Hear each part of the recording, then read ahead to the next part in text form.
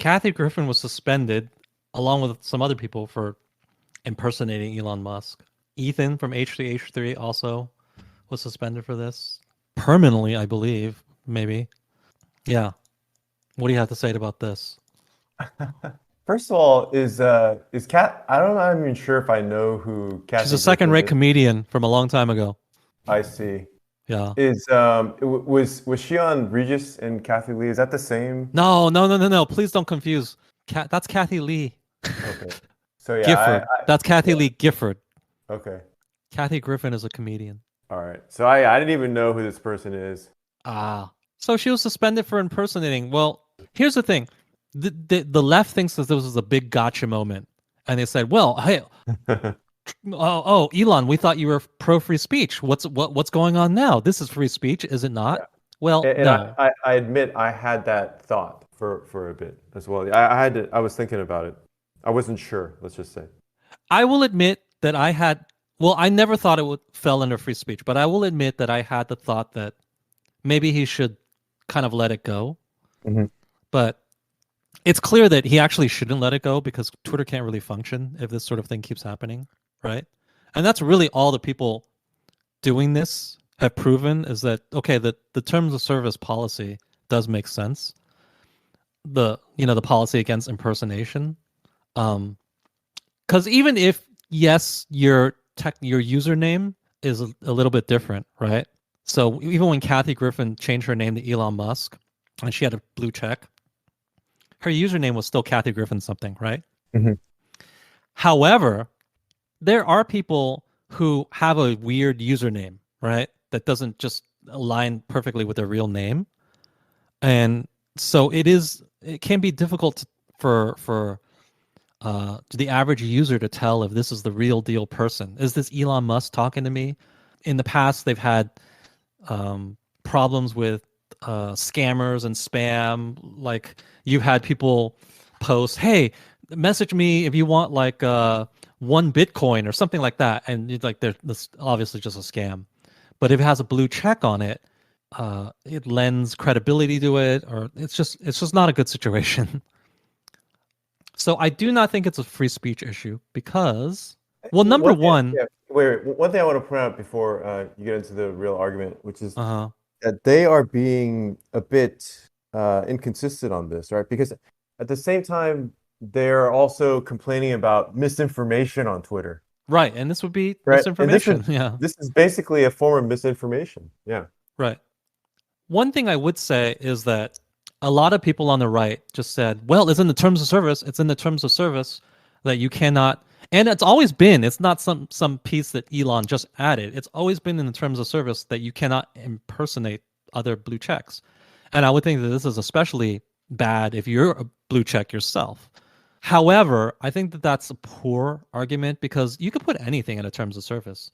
Yeah. You And could a lot of it is pretty arbitrary, it seems like. Right. You could say hate speech as defined by, Vijaya Getty is against the terms of service. Well, there you go. It's in the terms of service. And she just said that you talking about Hunter Biden's laptop is hate speech or it's misinformation. She just said it, and therefore it is. Therefore you're banned. So I don't find that a compelling argument. That's what the left has been saying for like 5, 6 years, right? It's in the terms of service. Go to another platform if you don't like it. A better argument is that it is actively detracting from the functioning of the site, just like spam would actively detract from the functioning of the site. Like if Elon posted something and then I posted 100 things beneath him, it's not free speech to post 100 things beneath him. If I have something to say, just post it once. Okay, that's fine. It's okay for you to post it once, but if you post it 100 times, suddenly that's not free speech because it's preventing people from interacting with the site in a way that's functional. It's not functional for me to have to sift through spam, and it's also not functional for me to question whether this person who has Elon Musk in his name is actually Elon Musk. The whole point of the check is to sort of verify that this person is, this person is that person, and you can trust that you're reading that person's thoughts. You are undercutting the ability of the site to convey information. You're undercutting its ability to function. That has never been part of free speech, okay? because now you're impeding other people's ability to speak. For instance, you could very easily argue that you are impeding Elon Musk's ability to communicate with people if you're just spamming a bunch of fake Elon Musk accounts, right? Just like if Yeah. I spammed underneath somebody's comment, you're impeding every subsequent person's ability to speak, because then you have to scroll, and then you're tired and you don't even look at the next comment. Okay, well, now you're preventing other people from speaking. We don't mind you speaking. Go ahead, say your piece, say what's on your mind. But you can't use that as a cudgel. You can't use a loophole to prevent other people's speech from, getting to the audience. And that's Oh, essentially what impersonation does. And that's also what spamming does. And there's no site in the world that respects spam as free speech for obvious reasons, right? yeah. And it's kind of, I don't know, ironic again or inconsistent that, like, for example, that person you found recently, you sent me a tweet from that woman, Lindy Lee. She Oh, the she ugly mentioned woman? Yeah. she mentioned that she tried Mastodon or whatever. Is that what it's called? Right, Mastodon. right, right. And That dumb one of platform. her one of her main complaints was that she was like, people are already impersonating me on Mastodon. Oh, yeah, exactly. So it's like, okay, so do you want that on Twitter? And what's her Uh, complaint? But the fundamental, what's the real problem behind it? What's the real problem behind it? Did she get a pint of blood taken from her body? Was her firstborn child taken from her? Well, did she lose money? No. The problem with people impersonating her is that her speech is muddied. Her yeah, ability to communicate to people, to communicate her own ideas to people, is impeded by people who are impersonating her, right? That's the real problem. And that's the problem with you impersonating Elon Musk. It's not because his ego is hurt or whatever, Well, maybe there's a reason why he reacted to it. But the fundamental problem with you impersonating people in general is that you are preventing their speech. And you are also I don't preventing know if I people would from say connecting with people's speech. I don't know if I would say that's necessarily fundamental, because the the other issue is that, they could be damaging your reputation or something as well, right? Like that's They could, but when we're talking about it as a free speech issue, then the Mhm. fundamental problem vis-a-vis free speech is that you're impeding somebody's speech. Right, that's Now, true.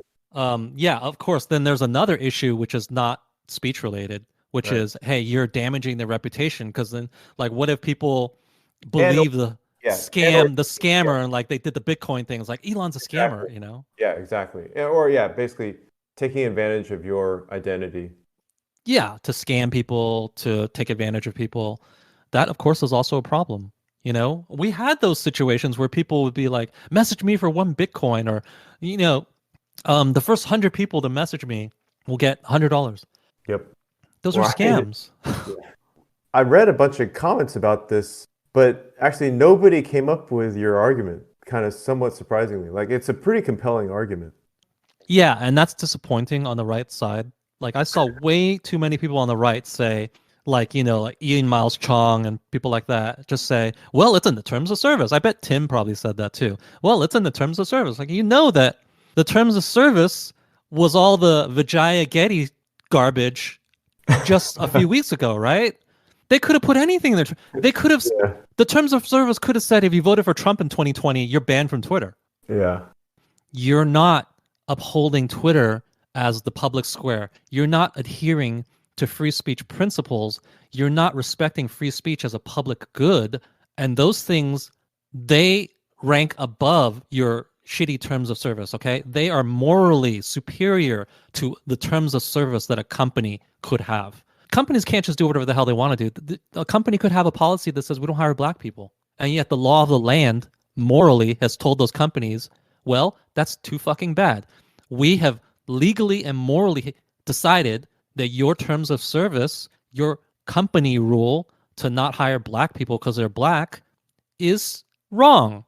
You cannot do it because it's morally incorrect. And now it is legally incorrect. We have that power.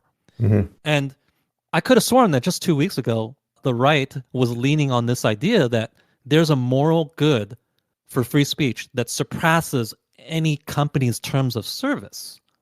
Well, we can no longer lean on terms of service as just the be all end all explanation for why something should happen, right? Yeah, yeah.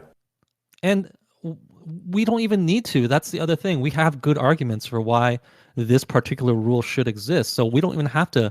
It's so lazy. It's so lazy. Why are we leaning on this bad argument of terms of service when we have good arguments available? They would like dunk on the left and say, why don't you create your own platform? That's also not a good argument. We were just pointing out how bad of an argument that was when the left was doing it. Okay. So we cannot use that argument anymore. We can't turn around and use the same damn argument. Yes, they can go and create their own platform. This is clearly the main platform, the main public square. So whoever runs it, who it's now Elon, has a moral responsibility to uphold principles of free speech.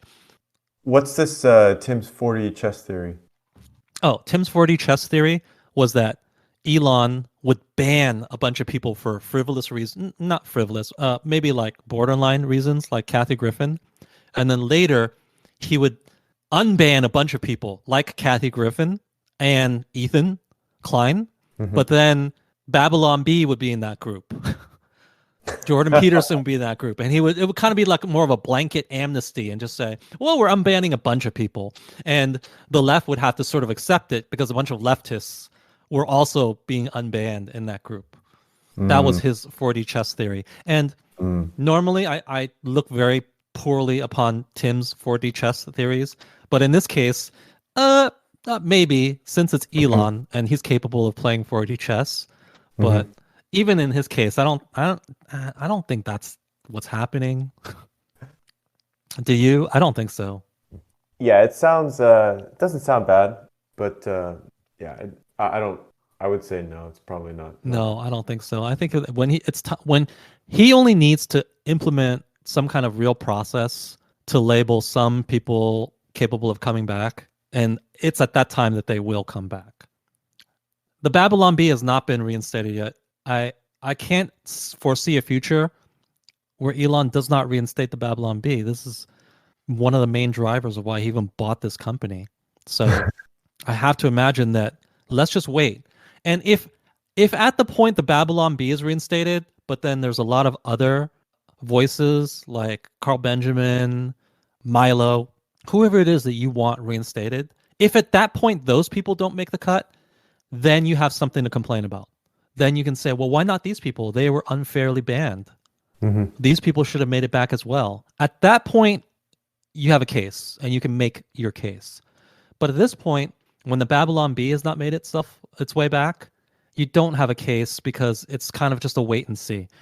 It's clear that they will come back, in my mind at least. So just wait until that happens, and then you'll see the real scope of who's coming back and who's not, essentially. I mean, it does feel like just Elon's got a ton on his hands right now. Yeah, he has a ton on his hands. Like he has to trying to keep Twitter afloat, pretty much. keep it afloat. There's all this garbage going on. He just overspent for the company, so he's trying to make it profitable. Yeah. And on top of that, he has to run He has to run 3 other companies or something. I don't even know how many. Okay. Wait, it's actually more, right? It's like Tesla, SpaceX. Boring companies, that's separate. Yeah. The Neuralink thing. Right. So that's 4 right there. So that's a ton of shit that he has to run, okay? And he doesn't run companies the way other people run companies, like fucking Jack, which is to say not running it at all. He seems to run companies, actually run them. So he has a lot on his plate, guys. Give him a couple more weeks, at least, to reinstate Babylon Bee, and then tell me what people should have made it, but didn't make it back. I would say even longer than a couple weeks, just because it seems like he's would too, but at least. Feels like he's focused on sort of revenue right now. And he should be. Guys, that free speech platform that we rescued, the one bastion that is not woke, okay? This one haven, this one win, this one W that we have in tech, okay? The right has one literally just one W in tech, and that's Twitter. That all goes away if it fails financially, right? So the Yeah, first priority is to make it profitable. The first priority is not letting Carl Benjamin back on. Okay? That comes in time. Be patient. That's all I have to say about that. that's good.